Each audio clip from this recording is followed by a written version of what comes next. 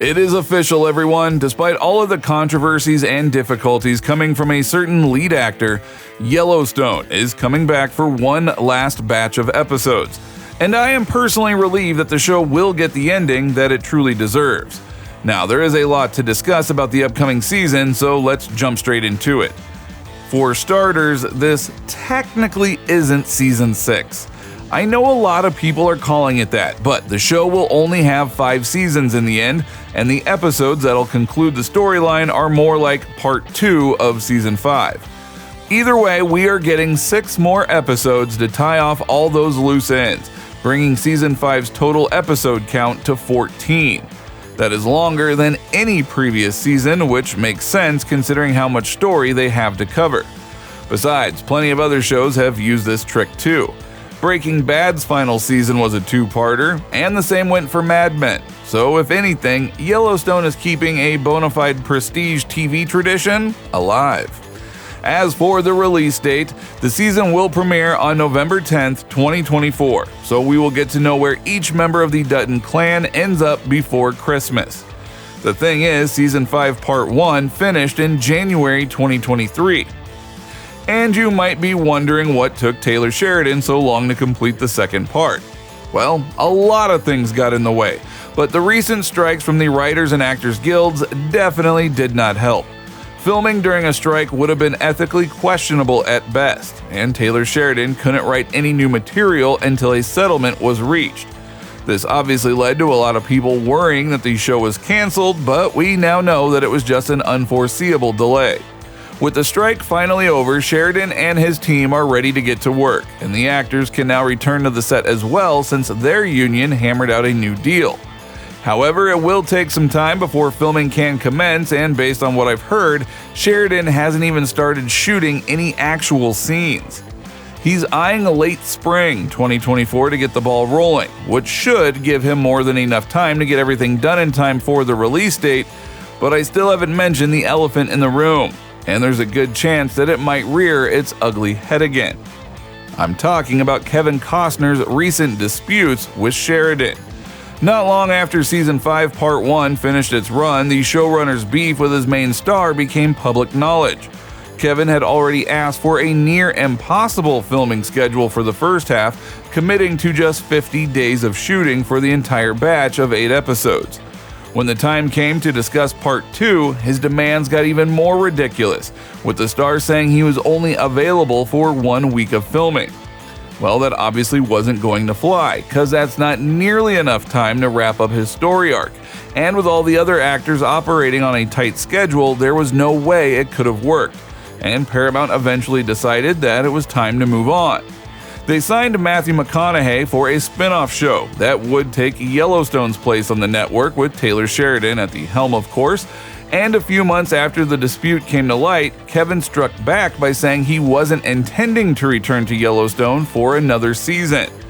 This ended up being the second acrimonious split that Kevin went through in 2023, with his divorce also casting a cloud over his legacy, and the network followed this up by announcing that Yellowstone would end after its 5th season. But it doesn't take a rocket scientist to know that this was an unplanned ending, though I doubt that Taylor Sheridan will have any trouble bringing the saga to a close. He already has plenty of spin-offs expanding the universe, so Yellowstone can be put to rest without it affecting the franchise. My only question is this: is Kevin Costner returning to end his story or not? Last I heard, he was absolutely obsessed with this Western epic called Horizon that he had been planning for decades. In fact, he said that he couldn't commit to a long schedule for Yellowstone because he wanted to get that project off the ground. And I have to say, it is absolutely massive in scale. He is already planning to release 2 chapters of the film series in 2024, with the first coming out on June 28, 2024, and the second on August 16th. Now, that doesn't leave a lot of room for other work, so I have a bad feeling about Costner's involvement in Yellowstone's final episodes.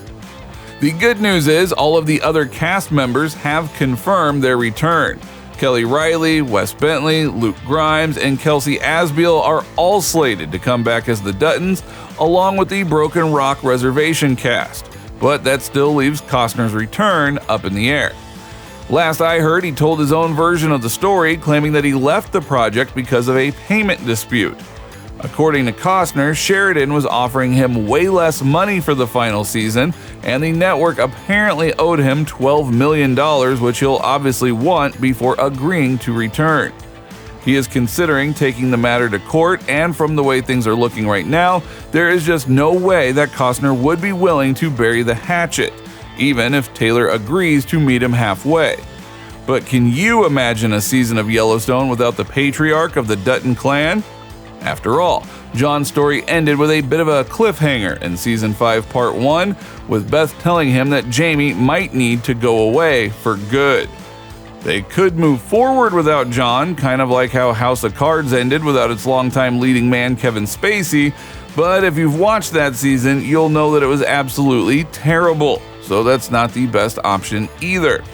But I have heard some rumors that Costner's people reached out to Sheridan saying that he's still interested in finishing what he started, but at the same time they said that he's perfectly happy with how the character story ends if he doesn't come back, so it really could go either way.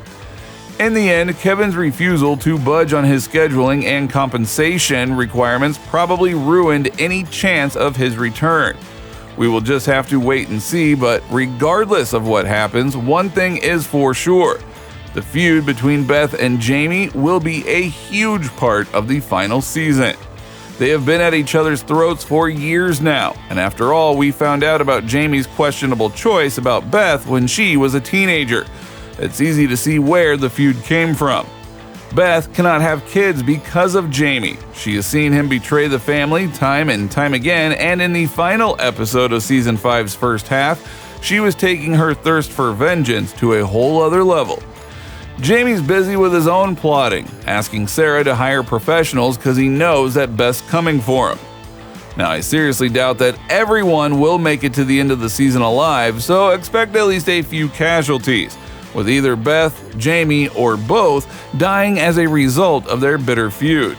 This might also give the showrunners an opportunity to write John Dutton III out of the show, possibly saying that he died off screen and leaving his children to pick up the pieces.